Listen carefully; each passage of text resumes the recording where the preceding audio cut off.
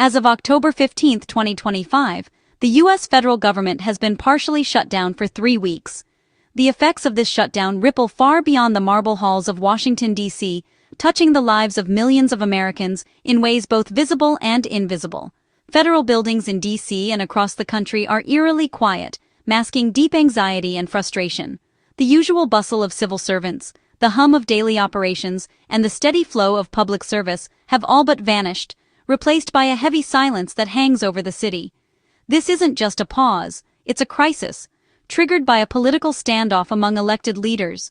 The impasse has left thousands of critical decisions in limbo, and the uncertainty is taking a toll on everyone involved. The shutdown began after lawmakers failed to pass a funding resolution by the October 1st deadline, and every attempt to resolve it has failed.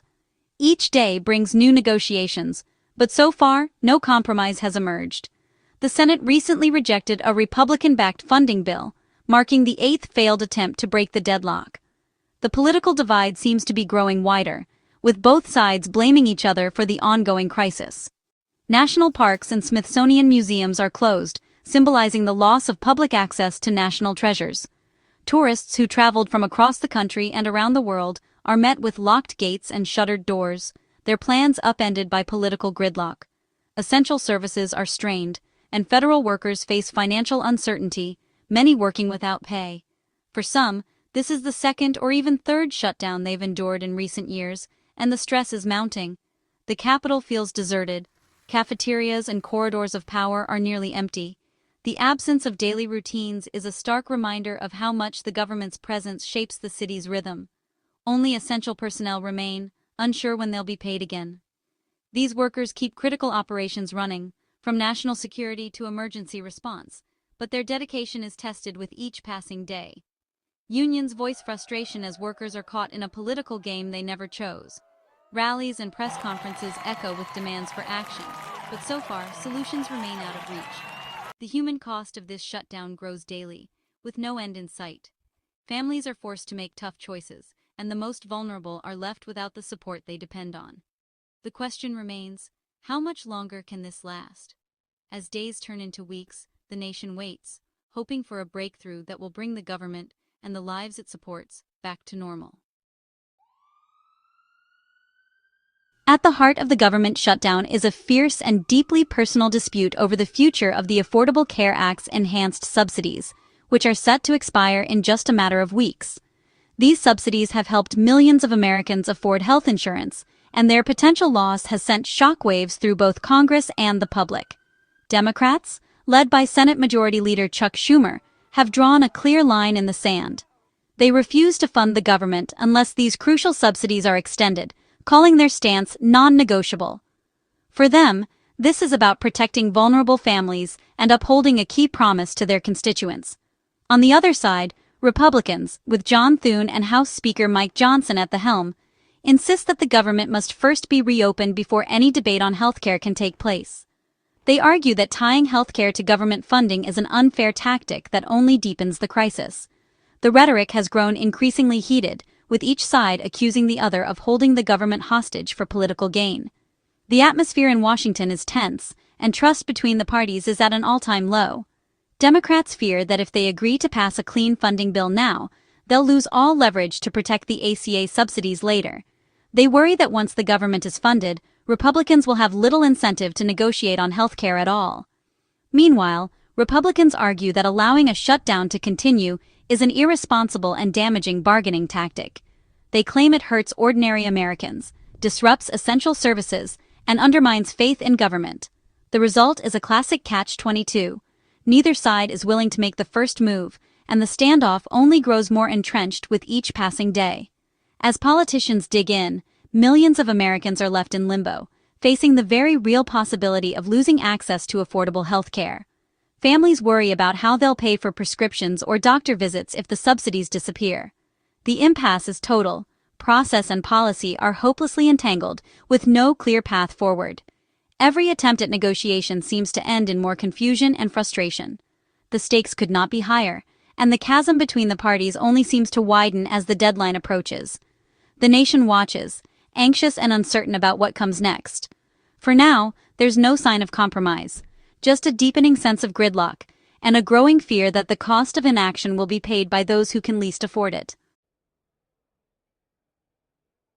The shutdown's geography is defined by sharp divides in Congress, where the ideological rift between parties has never felt more pronounced. The Capitol stands as a symbol of democracy, but inside, the halls echo with gridlock and frustration. The nation watches as lawmakers struggle to find common ground, and the consequences of inaction ripple far beyond Washington. In the House, Speaker Mike Johnson has sent lawmakers home, refusing further negotiation, and blaming Senate Democrats for the impasse. This move has left the chamber eerily quiet, with empty seats and abandoned desks serving as a stark reminder of stalled governance. Johnson's decision is seen by some as a strategic retreat, while others view it as a failure of leadership at a critical moment. By sending his members home, Johnson shields his narrow majority from tough votes that could fracture party unity or anger constituents. At the same time, this tactic blocks bipartisan efforts to end the shutdown, leaving moderate lawmakers from both parties frustrated and powerless to act. The closed doors and silent voting boards reflect a legislative process at a standstill. House Minority Leader Hakeem Jeffries has condemned these actions, calling it an abdication of responsibility, and accusing the majority of abandoning the country in a time of crisis. He warns that the American people are the ones who ultimately pay the price for political gamesmanship, as essential services and federal workers hang in the balance. Meanwhile, the Senate remains in session, but progress is elusive. Senators debate late into the night, but the chamber is locked in a stalemate.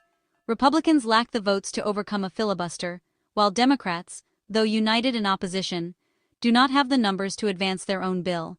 The result is a legislative logjam, with neither side able to claim victory or offer a clear path forward. A handful of senators have broken ranks, reaching across the aisle in hopes of forging a compromise. Yet, their efforts have not been enough to tip the balance or break the deadlock. The atmosphere is tense, with private conversations and quiet negotiations happening behind closed doors. But the numbers simply aren't there to change the outcome. Every vote is scrutinized, every decision analyzed by both the public and the press. Lawmakers watch anxiously as results come in, knowing that even a single vote could shift the balance. Yet, the deadlock persists, and the sense of urgency grows with each passing hour. The legislative process is paralyzed by partisanship, leaving the Capitol's grand facade to mask the deep divisions within. As the shutdown drags on, the cost of inaction mounts, and the nation waits for its leaders to find a way forward. In this crisis, words are weapons. Senate Majority Leader Thune blames Democrats for holding funding hostage, while Democrats fire back, accusing Republicans of dereliction and hypocrisy. President Trump's administration is accused of using the shutdown to shrink federal programs and target political opponents. Union leaders like the Capitol Police plead for resolution as real people face real consequences. The rhetoric is designed to rally bases and assign blame, but it only deepens the divide. Every statement is a salvo in a war of words. Compromise grows more distant with each exchange.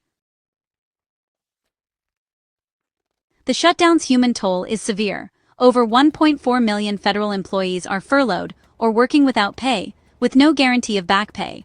Layoffs have begun, over 4,100 jobs lost, including at the CDC, where hundreds have been cut, threatening public health. Unions are fighting back in court, but the damage is immediate. The administration is accused of using the shutdown to permanently shrink the federal workforce.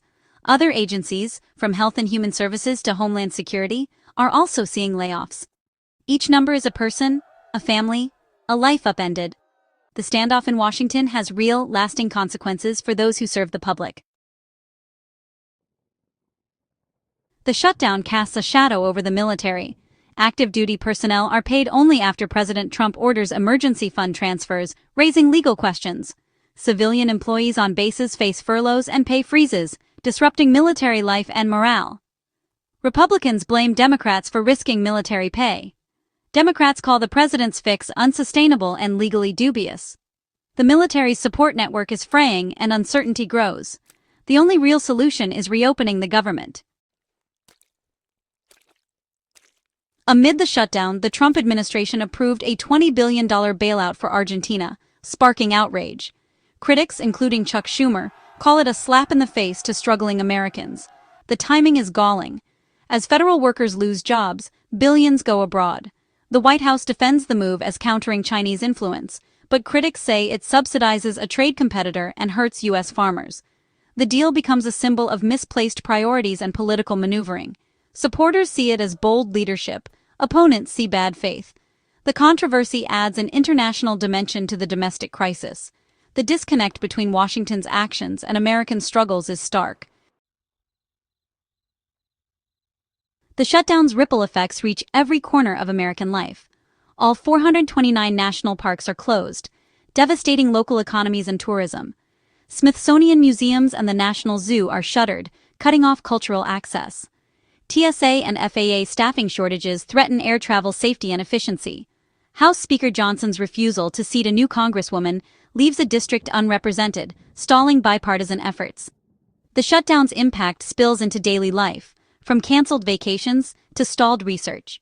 The invisible web of government services becomes painfully visible in its absence. The longer the shutdown lasts, the deeper the damage. As the shutdown enters its fourth week, a solution remains elusive. Democrats demand ACA subsidies. Republicans insist on reopening government first. The standoff is a test of political will, with neither side willing to blink. Public pressure, economic fallout, or a bipartisan Senate compromise could break the deadlock, but none are guaranteed. Speaker Johnson could recall the House, but risks his position. A rare discharge petition could bypass leadership, but it's a long shot. Any resolution will require both sides to claim victory, perhaps a short-term deal or a grand bargain. For now, Washington is frozen.